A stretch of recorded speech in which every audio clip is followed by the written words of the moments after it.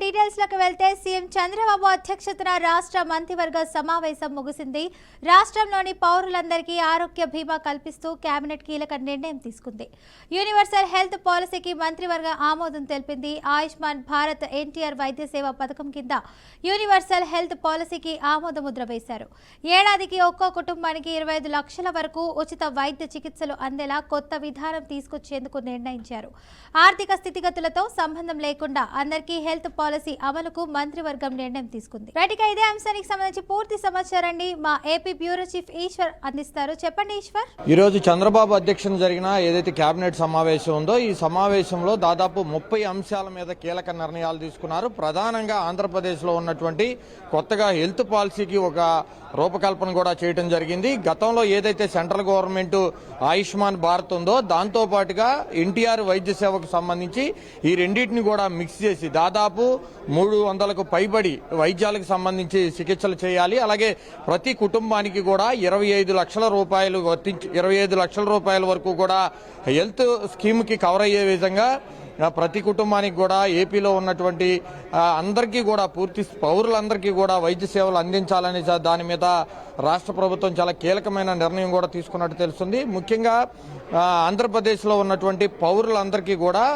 వైద్యం అనేది ఖచ్చితంగా అందుబాటులో ఉండాలి. ప్రతి కుటుంబానికి కూడా ఎలాంటి వైద్య సౌకర్యం కావాలన్నా సరే ఇబ్బందికర వాతావరణం కూడా ఉండకూడదు. వాళ్ళ ఆర్థిక స్థితిగతులు ధనిక పేద తేడా లేకుండా ప్రతి కుటుంబానికి కూడా ఈ సేవలు అందించే విధంగా ఒక పాలసీని తీసుకురావడం జరిగింది. దాన్ని యూనివర్సల్ హెల్త్ పాలసీగా పెట్టడం జరిగింది. దానికి ఏపీ కేబినెట్ కూడా ఆమోదం తెలపడం జరిగింది. దాంతో పాటుగా ముఖ్యంగా రాష్ట్రంలో ఏదైతే దుష్ప్రచారాలు సోషల్ మీడియా వేదికగా జరుగుతున్నటువంటి దుష్ప్రచారాలు ఉన్నాయో వాటికి సంబంధించి కొన్ని కీలక నిర్ణయాలు చంద్రబాబు నాయుడు తీసుకున్నట్టు తెలుస్తుంది. కేబినెట్ ముందు కూడా ఆయన చెప్పడం జరిగింది. కొంతమంది వ్యక్తుల మీద, పార్టీల మీద, ప్రభుత్వాల మీద దురుసుగా వాళ్ళని ఇబ్బంది పెట్టే విధంగా ఒక స్టెప్ ముందుకేసి మరి అసత్య ప్రచారాలు చేస్తూ కూడా సోషల్ మీడియా కేంద్రంగా జరుగుతున్నటువంటి అసత్య ప్రచారాలపై మీద కూడా ఒక ప్రత్యేకమైన చట్టం తీసుకురావాలని కేబినెట్ సబ్ కమిటీ కూడా ఏర్పాటు చేసినట్టు కూడా మనకు సమాచారం వస్తుంది. ప్రధానంగా దాని మీద కూడా ఒక చట్టం చేసి భవిష్యత్తులో ఇటువంటి పరిణామాలు ఎదురుకాకుండా ఉండే విధంగా ఏర్పాటు చేయాలంటూ కూడా కేబినెట్ సబ్ కమిటీ ఏర్పాటు చేసినటువంటి పరిస్థితి అయితే కనిపిస్తుంది. దాంతో పాటుగా ముఖ్యంగా 10 వైద్య కళాశాలలకు సంబంధించి రాష్ట్రంలో 10 వైద్య కళాశాలకి కూడా కేబినెట్ ఆమోద ముద్ర వేసినట్టు కూడా తెలుస్తుంది. ముఖ్యంగా ఏదైతే హెల్త్ స్కీమ్ కు సంబంధించి మాత్రం చాలా ఎక్కువసేపు డిస్కషన్ కూడా జరిగింది. రాష్ట్రంలో ప్రతి ఒక్కరు కూడా వైద్యం అందించాలనే ఉద్దేశంతో దాని మీద దృష్టి సారించారు. దాదాపు కేబినెట్ మీటింగ్ 3.5 గంటల పాటు జరిగినటువంటి కేబినెట్ మీటింగ్ లో 30 అంశాల మీద చాలా కీలకంగా చర్చించినట్టు కూడా తెలుస్తుంది. ప్రధానంగా హెల్త్ పాలసీ మీద ఎక్కువ ప్రాధాన్యత ఇస్తున్నట్టు తెలుస్తుంది. రాబోయే రోజుల్లో రాష్ట్రంలో ఎక్కడా కూడా వైద్యం అందించలేదనే మాట అయితే వినపడకూడదు. అది కేంద్ర రాష్ట్ర ప్రభుత్వాలు సంయుక్తంగా నడిపి అలాగే ఏదైతే ఆయుష్మాన్ భారత్ ఉందో దాంతో పాటుగా ఎన్టీఆర్ వైద్య సేవకు సంబంధించి మిక్స్డ్ చేసి పూర్తి స్థాయిలో ప్రతి ఒక్కరికి కూడా వైద్య సేవలు అందించాలంటూ కూడా ఈ రోజు కేబినెట్ నిర్ణయం తీసుకున్నట్టు మనకు సమాచారం వస్తుంది. దాంతో పాటుగా ప్రధానంగా ఏదైతే వ్యక్తులను టార్గెట్ చేసి పార్టీలను టార్గెట్ చేసి రాజకీయ పార్టీలను టార్గెట్ చేసి చేస్తున్నటువంటి దుష్ప్రచారాలు ఉన్నాయో దాని మీద కూడా కీలక నిర్ణయం తీసుకున్నారు. ఒక చట్టాన్ని తీసుకొచ్చేటందుకు కేబినెట్ సబ్ కమిటీని కూడా ఏర్పాటు చేయడం జరిగింది.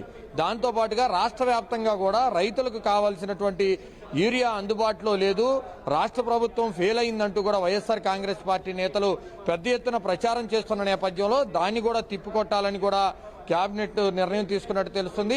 ఎక్కడా కూడా లేకుండా లేదు. పూర్తి స్థాయిలో యూరియా నిల్వలు అందుబాటులో ఉన్నాయి. రైతులందరికీ కూడా పూర్తి స్థాయిలో అందించడానికి రాష్ట్ర ప్రభుత్వం సిద్ధంగా ఉంది. కొన్ని ప్రాంతాలకు యూరియా పంపిణీ చేసే ప్రక్రియలో కాస్త జాప్యం జరిగింది. దాన్ని దృష్టిలో పెట్టుకుని వైఎస్ఆర్ కాంగ్రెస్ పార్టీ నేతలు చేస్తున్నటువంటి దుష్ప్రచారాన్ని కూడా తిప్పికొట్టాలంటూ కూడా చెప్పడం జరిగింది. ముఖ్యంగా సోషల్ మీడియా వేదికగా చేస్తున్నటువంటి దుష్ప్రచారాలు కావచ్చు, వ్యక్తిగతంగా చేస్తున్నటువంటి దుష్ప్రచారం కావచ్చు, వాటన్నిటి మీద కూడా ఒక ప్రత్యేక చట్టం తీసుకురావాలని కేబినెట్ సబ్ కమిటీ కూడా వేసినట్టు కూడా మనకు సమాచారం వస్తుంది. ఏదైనప్పటికీ కూడా ముఖ్యంగా రాష్ట్రంలో ఉన్నటువంటి వైద్య కళాశాలకు సంబంధించి మరొక 10 వైద్య కళాశాలలకు ఆమోదం తెలిపినట్టు తెలుస్తుంది. దాంతో పాటుగా వైద్యానికి పెద్దపీట వేయాలని కూడా రాష్ట్ర ప్రభుత్వం నిర్ణయం తీసుకుంది. దాంట్లో భాగంగానే ఇప్పుడు ఏదైతే ఆయుష్మాన్ భారత్ కావచ్చు, ఎన్టీఆర్ వైద్య సేవ కావచ్చు, ఈ రెండింటిని కూడా మిక్స్ చేయడం ద్వారా పూర్తి స్థాయిలో ఏదైతే ఆంధ్రప్రదేశ్లో ఉన్న ప్రతి ఒక్క పౌరుడికి కూడా హెల్త్ పాలసీ అనేది ఉండాలి. 25 లక్షల వరకు కూడా సంవత్సరానికి ప్రతి కుటుంబానికి అందించాలి. 1,63,00,000 కుటుంబాలకు ఇది లబ్ధి చేకూరుస్తుందంటూ కూడా కేబినెట్ నుంచి కూడా మనకు సమాచారం రావచ్చింది. దీనికి సంబంధించి కేబినెట్ ఆమోదం కూడా తెలిసినట్టు తెలుస్తుంది. మొత్తం 30 అంశాల మీద అయితే కీలక నిర్ణయాలు కూడా ఈ రోజు కేబినెట్ లో తీసుకున్నట్లు కూడా తెలుస్తుంది. రైట్, ఇక చూసుకున్నట్లయితే ఈశ్వర్, యూనివర్సల్ హెల్త్ పాలసీ అనేది మన రాష్ట్ర పౌరులకి ఏ విధంగా ప్రయోజనం కలుగుతుంది? ఖచ్చితంగా రాష్ట్రంలో 1,63,00,000 మంది కుటుంబాలకు పూర్తి స్థాయిలో ఇది మేలు జరిగే అవకాశంగా మనం చెప్పొచ్చు. ఎందుకంటే ప్రతి కుటుంబానికి కూడా సంవత్సరానికి 25 లక్షల వరకు కూడా లబ్ధి చేకూరే విధంగా ఈ నిర్ణయం తీసుకుంది కేబినెట్. అయితే ప్రతి పౌరుడికి కూడా ఎలాంటి ఇబ్బందికర వాతావరణం లేకుండా వైద్యానికి సంబంధించి పూర్తి స్థాయిలో ఎలాంటి ఇబ్బందికర వాతావరణం వచ్చినప్పుడు కూడా హాస్పిటల్కి వెళ్ళి నేరుగా వైద్య సేవలు అందించుకునేందుకు దాదాపు 2,400కు పైగా ఏదైతే ఆసుపత్రులు ఉంటాయో వాటన్నిటిని కూడా నిర్ణయం తీసుకున్నారు. దాంతోపాటుగా 327 చికిత్సలు చేయడానికి కూడా దాంట్లో అందుబాటులో ఉంచారు. ఒక పక్క ఆయుష్మాన్ భారత్ కావచ్చు, మరో పక్క ఎన్టీఆర్ వైద్య సేవ కావచ్చు, ఈ రెండింటిని కూడా మిక్స్ చేసి రాష్ట్ర కేంద్ర ప్రభుత్వాలు పూర్తి స్థాయిలో దీన్ని ముందుకు తీసుకెళ్లే విధంగా అయితే దానికి ప్రణాళిక సిద్ధం చేశారు. ఈ విధానం ఇంకా చూసుకున్నట్లయితే ఎప్పటి నుంచి ప్రారంభం అయ్యే అవకాశం ఉందంటారు? ఖచ్చితంగా కేబినెట్ అయితే ఈరోజు ఆమోదించింది. దానికి సంబంధించినటువంటి విధి విధానాలకు సంబంధించి మరికొన్ని రోజుల పాటు గడువు ఉండే అవకాశం అయితే కనిపిస్తుంది. హాస్పిటల్స్ ఏ అయితే 2,400 పైచిలుకుల హాస్పిటల్ ఉన్నాయో వాటన్నిటికి కూడా దీనికి సంబంధించినటువంటి డేటాను పంపించే ప్రక్రియ కొనసాగుతుంది. ఆ తర్వాత ఎవరైతే లబ్ధిదారులు ఉంటారో రాష్ట్రంలో ఉన్నటువంటి ప్రతి ఒక్క పౌరుడికి కూడా వైద్య సేవలు అందిస్తారు. దాంతో పాటుగా కుటుంబాలకు వచ్చి ఏదైతే రాష్ట్రంలో ఉన్నటువంటి ఏపీ వ్యాప్తంగా ఉన్నటువంటి 1,23,00,000 మంది ఏదైతే కుటుంబాలు ఉన్నాయో వాళ్ళందరికీ కూడా 1,63,00,000 కుటుంబాలందరికీ కూడా లబ్ధి చేకూర్చే విధంగా ఈరోజు నిర్ణయం తీసుకున్నారు. అయితే రాష్ట్రంలో ముఖ్యంగా వైద్య రంగానికి పెద్దపీట వేయాలి. వైద్యం అనేది ప్రతి ఒక్కరు కూడా అందుబాటులో ఉండాలి. ఎవరికి కూడా వైద్యం లేక ఇబ్బంది పడుతున్నారనేది మాత్రం ఉండకూడదు అనేది చంద్రబాబు నాయుడు నిర్ణయంగా మనం చూడొచ్చు.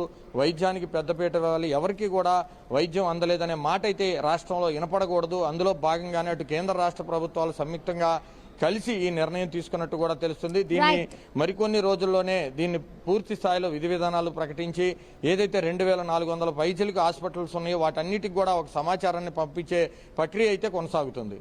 Right, thank you Eshwar.